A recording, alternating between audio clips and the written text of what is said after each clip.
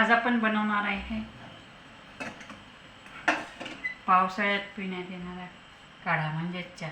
हे पाणी घेतलं मी 2 कप पाणी उकळत आहे.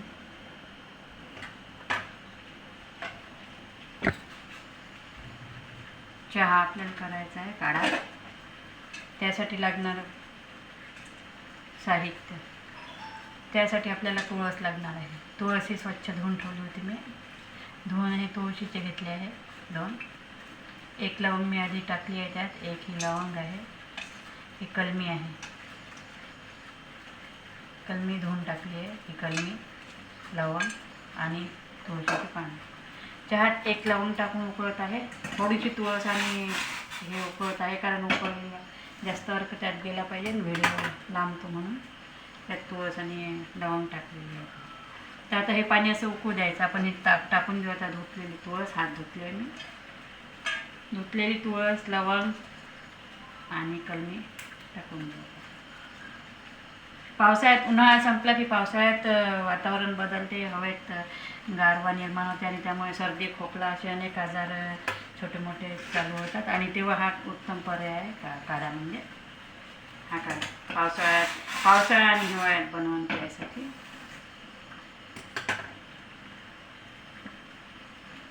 आता यात गूळ वापरतात. गूळ ते उकळू देऊ आपण.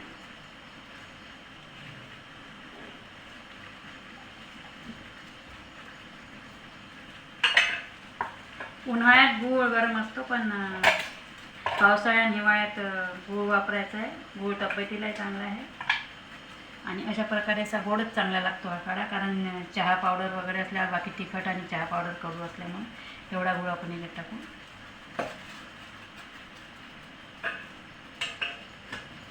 गूळ टाकून चांगलं जास्त उकळू द्यायचं आहे. थोडंसं म्हणजे 2 कप जर पाणी असलं तर अर्धा कप त्यातलं कमी झालं पाहिजे, म्हणजे त्या कलमी, लवंग आणि तुळशीचा अर्क त्यात उतरेल.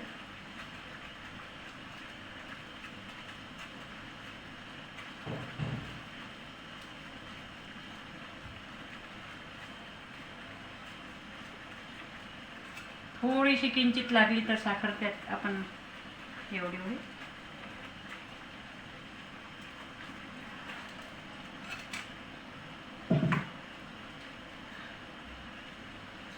आणि आता चहा पावडरची वेळ येते. तर कडू असते चहापत्ती कडू असते, ती जी आपल्या घरी उपलब्ध असेल ती चहा पावडर घ्यायची. आणि एवढ्या पूर्ण याच्यात एवढी पण नाही टाकायची, कारण कडू लागतो तो. बाकी साहित्य आपण घेतलेलं आहे. एवढीच चहा पावडर घ्यायची. एवढी चहा पावडर आपण घेऊन टाकून घेऊ. आता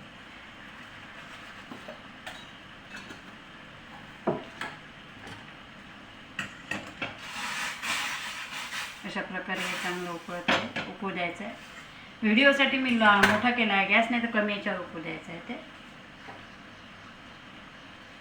साखर, चहा, गूळ टाकायच्या आधी ते सगळं टाकून आपण उकळून घ्यायचं आहे. पाणी गरम झालं की, आणि त्याला 2-3 उकळ्या आल्यावर हे सगळं बाकीचं टाकायचं.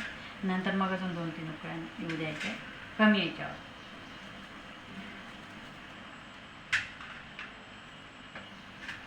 थोडंसं पाणी आपण घालून घेऊ अजून.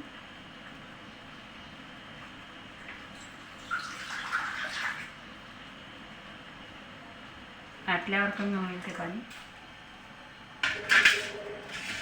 लवकर दाखवायचं असल्यामुळे आपल्याला, म्हणजे 2 कप पाणी घेऊन उकळायचं. त्यात तुळस, कलमी, लवंग टाकायची. ठेचूनही टाकलीच चालते कलमी, आणि ते थोडंसं बत्त्याने असं ठेचून टाकलं तरी लवकर उकळता येते ते. आणि तुळस स्वच्छ धुवून घ्यायची, अशी चुरगाळून वगैरे टाकून द्यायची. आणि ते उकळलं की, पावसाळ्यात आणि हिवाळ्यात केलं की सर्दी खोकल्यापासून आराम.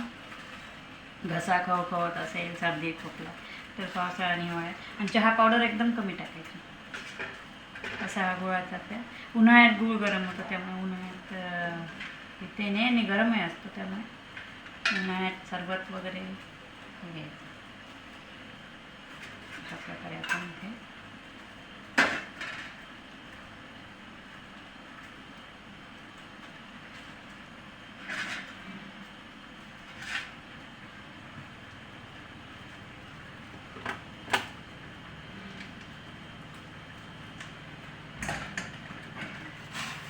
नंतर पाणी टाकल्यामुळे आपल्याला अजून उकळू द्यायचं आहे आता थोडंसं.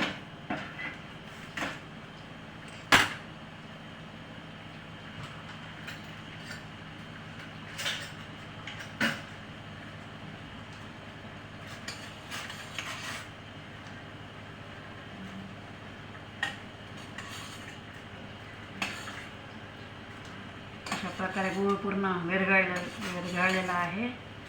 साखर लवकर विरघळते. गुळाचा आपण कूट न केल्यामुळे कुटला नव्हता गूळ तो बारीक, त्यामुळे तो विरघळेल थोडा वेळ लागेल. कोरोनात तर बिलकुल हा काढा रोज सगळ्यांनी घेतला आहे. फक्त उन्हाळ्यात गरम होतो. कोरोनात हाच औषधापेक्षा सगळ्या हाच उपायकारक. म्हणून पावसाळ्यात आणि हिवाळ्यात तुम्ही जरूर अवश्य करून पहा हा काढा. चहा पावडर कमी घेतलं की बाकी सगळं औषध आयुर्वेदिकच औषधयुक्त आहेत सगळे. अशा प्रकारे कमी करून आता झालेला आहे आपला.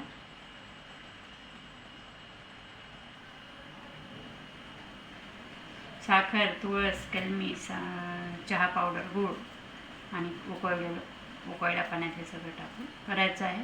थोडंसं अर्धा कप पाणी तरी आटवलेलं पाहिजे.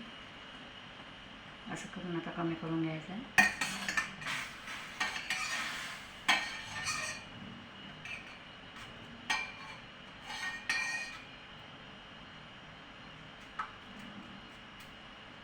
झालेला आहे आपला हा.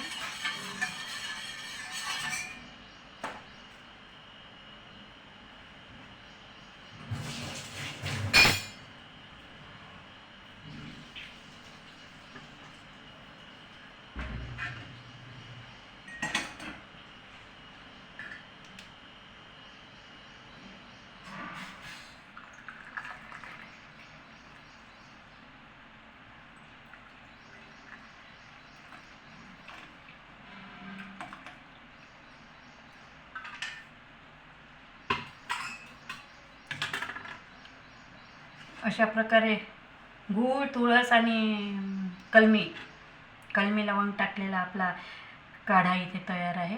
आणि हा लहान मुलांनासुद्धा सर्दी, ताप, खोकला असला की देऊ शकता. त्यासाठी भरपूर आराम पडेल. आपणही घेऊ शकता, सगळे घेऊ शकतात हा काढा. पावसाळ्यात, हिवाळ्यात. उन्हाळ्यात घेऊ नका, पण पावसाळ्यात, हिवाळ्यात अशा प्रकारे करा आणि प्या थंडीत. पाऊस येत असला की सकाळी आणि दुपारी हा काढा घ्या. चला, थँक्यू व्हेरी मच.